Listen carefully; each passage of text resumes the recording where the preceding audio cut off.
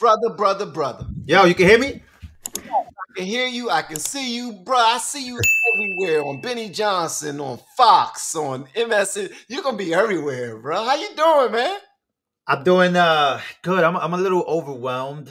You know, when you're in the moment, sometimes it's hard to grasp what's happening. It is pretty crazy. I will say I'm gonna be on Fox Business in a few hours. I think I'm gonna be on Fox and Friends tomorrow. I did get word. I'm going to say it on your channel first. I did get word that Lawrence B. Jones from Fox News, who interviewed me with Fox and Friends, said that the president called them, because that's his favorite show in the morning, called them and said that I was a streetwise young cat and that he wants to reach out eventually. So we'll see. We'll see what happens. I don't know if that's true or not. I would hope so, but I'm getting chills just talking about it because I'm talking about this with you, and I remember like 2 years ago when this thing was taking off. I remember I was getting blocked. I was stressing. I was like, "Yo, man, I need a job. You got to hire me, bro. Like, put me on." And it is pretty crazy what's going on, man. I had somebody, a white liberal, call me a plant today. I was a plant, Of course. and I was like, bro, you don't even know who I am. First of all, I'm from the Bronx. I'm from that area. Number two, I've been doing YouTube political commentation for 2 years. I've put in work. But I noticed, I took a step back and I was like, oh, that's what comes with this. That's what comes with that's the aggression that comes with this. And unfortunately, that's just a harsh reality. And it's hilarious to me. Somebody will call me a plant. But then I got people telling me, yo, you should take that as a compliment because that means that you are now making it. But yeah, absolutely. It's cool. It's good. It's cool. Obviously, this attention is coming because of the Bronx, and I'm from the Bronx. And a lot of these news people, they don't even know who they're interviewing. They don't even know they're interviewing the Lou Valentino from YouTube. Lou Valentino that started this with van.hall. You know what I'm saying? Like Lou Valentino. They don't even know. They just think I'm like a Bronx resident, this and the third. Yeah. It's hilarious. I'm like, these mother effers don't even know who I am, do they? Let me tell you something. I go on these shows. My bad. I do go. I go on these shows to bring light. So what I'm gonna do today, when people watch me on the shows, I'm not there sucking up to no Republicans. Oh my God, this that. I'm there speaking of that there is a huge problem in this country with the young people. They feel that the system has betrayed them. They have no hope. They have no faith that their future is bright. This country is in debt. So SSI, Social Security, all these things are beginning to be bad. And when we talk about specifically about the Bronx, there is literally fentanyl crisis. There is a gun violence crisis. There is not even a gun violence. There's a violence crisis as a whole. And I want to, bring attention to the nonprofit organizations that exist that are legitimately abandoned by Democrats. The Democrats don't ever talk about the most important things, which is gang prevention and all these different things. So I'll stop talking. But what I'm saying is that that's the most important thing, bro, to me is, okay, the light is now here. What can we do now? I don't just want to have Trump. What can we do now? What can we really do to really take over the Bronx, not only politically, but make a huge difference? And I think that that's the most important part to me. You feel me? So we have been teaching people how to grow online. It's been absolutely amazing. We have 3 people who have been able to reach monetization in less than 30 days. Growing YouTube channels, some from 0 people. We have one guy who had 2 subscribers before he started working with me. He started helping him. His views went up 4.8 million%. We're super excited. If anybody ever want to grow on YouTube, you reach out to me with. Definitely. 1, I don't want that to get lost because people get lost in the sauce, and next thing you know, okay, when 2 weeks go by, bro, and then what happened? Nobody cares no more. Like, what's going on? Trump can only do so much. He brought the attention. Now some of these Republicans and some of these conservatives got to really start putting their foot down, investing. Hope the RNC calls in. They're like, yo, let's make a real play for New York. So. Absolutely. 1,000%. And you're doing an amazing job. I just want to say this, man, how you carry yourself, how you are handling your business, how you're so consistent, how you're bringing Fox News to the hood. They are inside of bodegas, bruh, because of Lou. Yo, I ain't gonna lie. Yo, I thought, all right, so was that legendary or not? Like, that was vicious. So we went to East Tremont, where I grew up at. Yeah. To everybody commenting that I'm a plant. Yeah, I'm from outside. I'm from the hood. I was using the N-word a lot when I grew up because I did my ancestry test. So I do get the pass highly. I am black, white, and whatever. It's a joke. But it was legendary, bro. Like, to bring Fox News to the hood. So we did like a little segment at a church, and they was like, "Hey, do you have any recommendations to where we should go after this to interview people before Trump's rally?" And I was like, "Yeah, I got the perfect spot." It was like, I was like, you guys got some security. We'll be all right. We'll be good, And we went to the hood, man. It was a good time. A lot of people didn't want to talk. A lot of people did want to talk, and a lot of people were just, they're just inviting. Everybody's going through the same crisis at the same time, bro. Everybody's legitimately struggling at the same time, right? A lot of people are. A lot of people are living paycheck to paycheck. They feel like they're just not thriving. They're not flourishing. They're just surviving. And I think that's a bad way to go about it. And I think that brings in aggression. People are aggressive. Like, people are like, yo, I can't afford my life. Like, I want to be able to do more. So that's the goal. The goal is to, get as many people off food stamps eventually. I know when Trump's administration, there was a report that said that 7 million people got off food stamps while he was in office, which is huge. I saw Madeline, who was speaking, a black woman who lost her son. She was talking about how she doesn't want welfare. She wants more jobs. Bro, Yes. that's amazing. And I think Republicans dropped the ball years ago. Republicans are very interesting people, right? And I think the most interesting people, it's not just Republican politicians. I think it's like the conservative commentators that are online that are viciously always attacking these inner cities, that they ran bad, they this, that, and the third, and we need to stay away from them, and we need to stay away from all these things.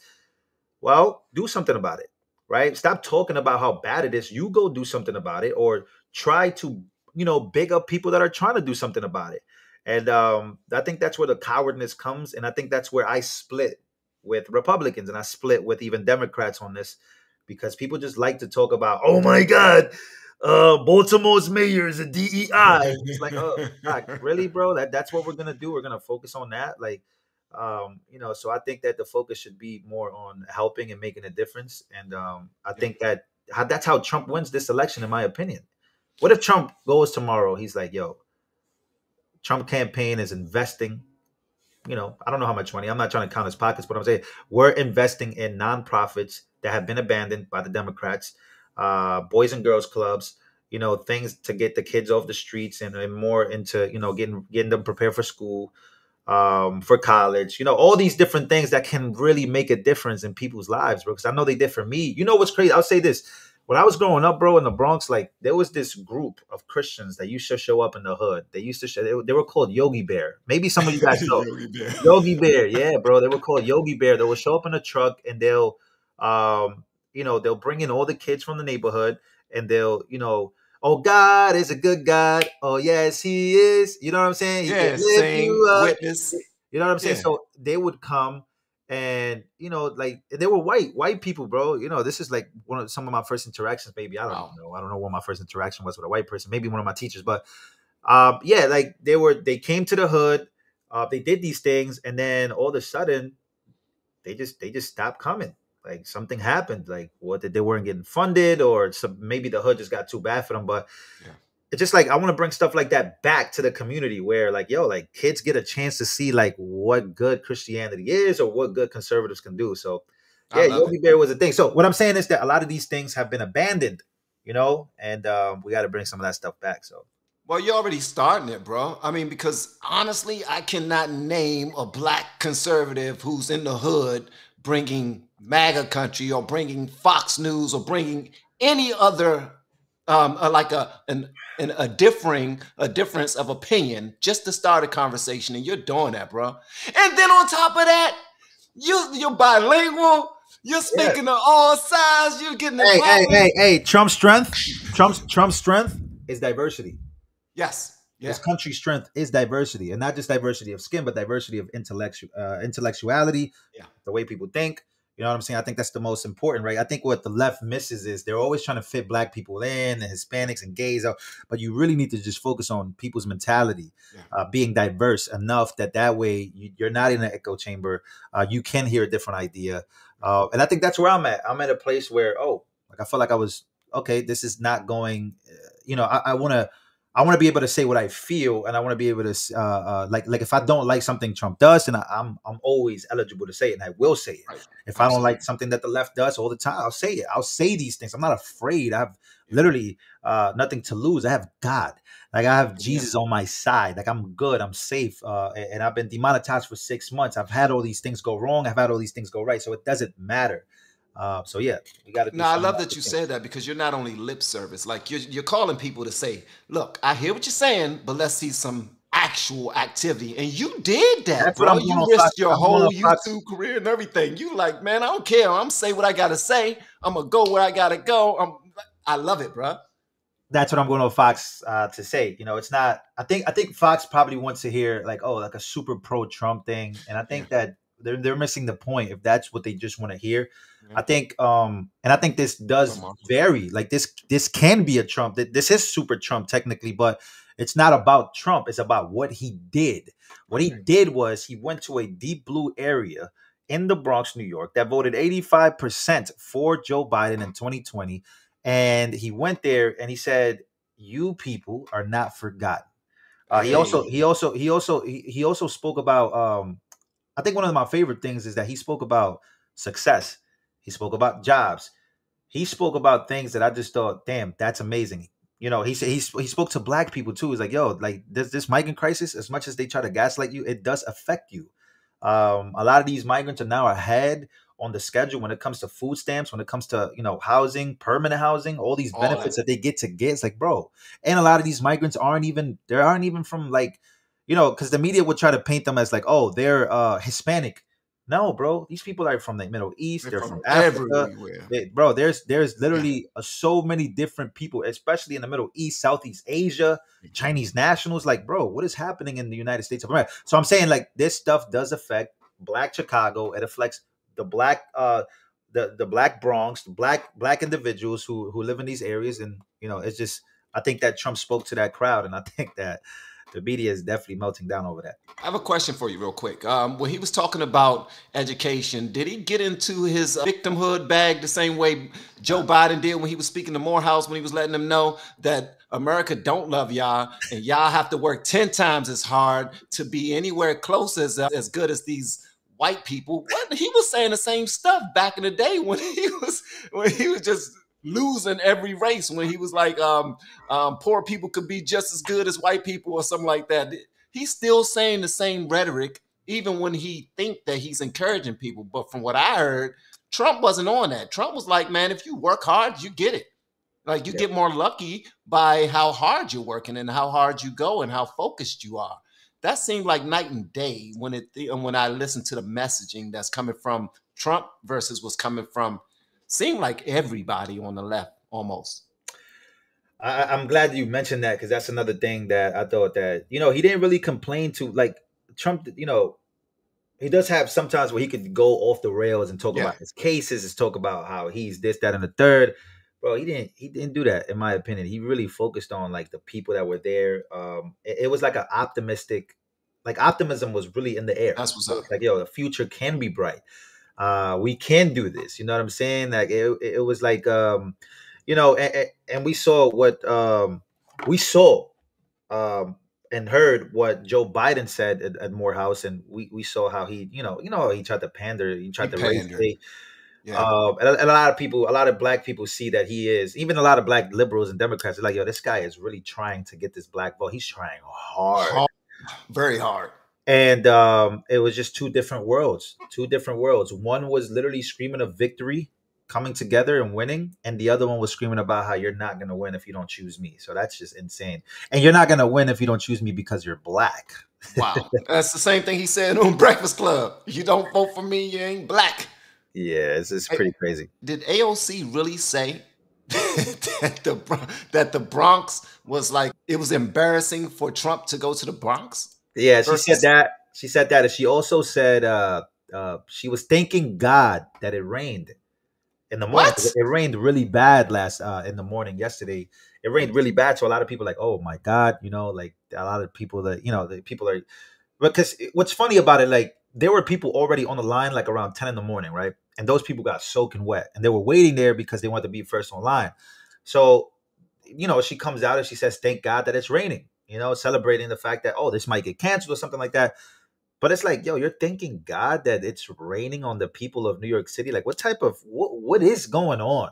And I think that, once again, it's an opportunity for Republicans in New York City or conservatives or independents to come out and really point out that these people, they just say whatever and get away with it. Like, that's a violation, bro. Like, you know, I would, like, nobody ever gets away with, like, imagine Trump woke up one day, he was like, thank God it's raining in all the blue states today. Thank God there's a storm today. It's like, yo, that's insane. Like, that's a wild way to think. So, I mean, they've already put it out there, though, that they don't have too much concern for MAGA country or anybody that support Trump. They have no, it's like you got red state, blue state, and whoever support Trump. It's like they don't like anyone that come out and say that they support Trump.